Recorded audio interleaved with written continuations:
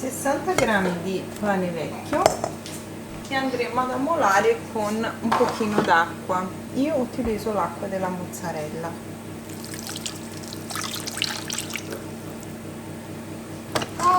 Lasciamo ammolare un pochino.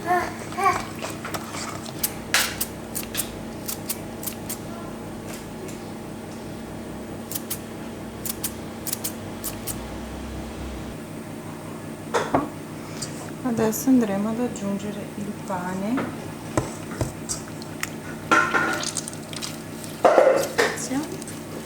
quindi sbricioliamo così, facciamo un tuorlo,